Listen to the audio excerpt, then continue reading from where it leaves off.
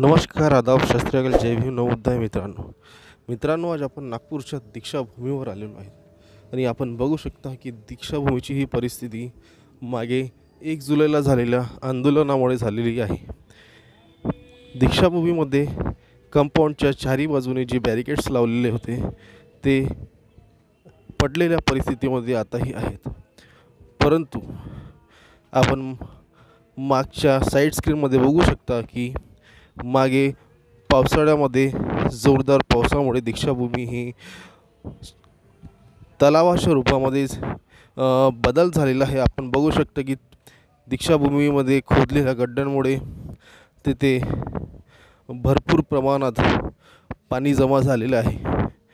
एक तलावासारखी परिस्थिती त्या तिथे निर्माण झालेली आहे आणि या पाण्यामुळे दीक्षाभूमीच्या मुख्य स्तूपाला सुद्धा धोका निर्माण झालेला आहे।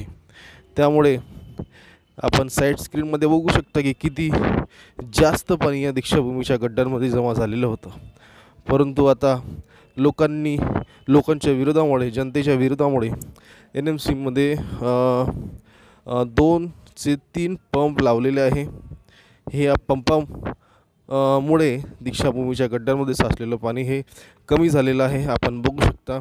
आणि कमी करता आज माझा हा व्हिडिओ जेव्हा मी काढायला आलो इथे, तेव्हा या गड्ड्यांमध्ये कमीत कमी प्रमाणामध्ये हे पाणी साचलेलं होतं, म्हणजे जास्तीत जास्त पाणी दीक्षाभूमीच्या गड्ड्यांमधून काढलेलं होतं।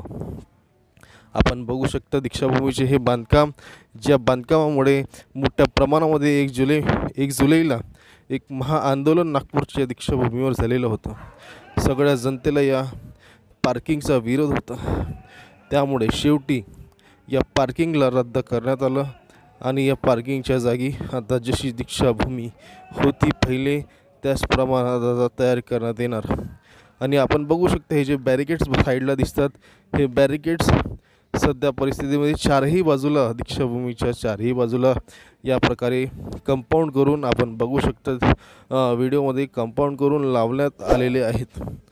आणि हा जो पंपचा पाईप तुम्ही पाहत आहात, या पंपच्या पाईपाद्वारे दीक्षाभूमीच्या आतमध्ये जमलेलं पाणी हे काढण्यात येत होतं।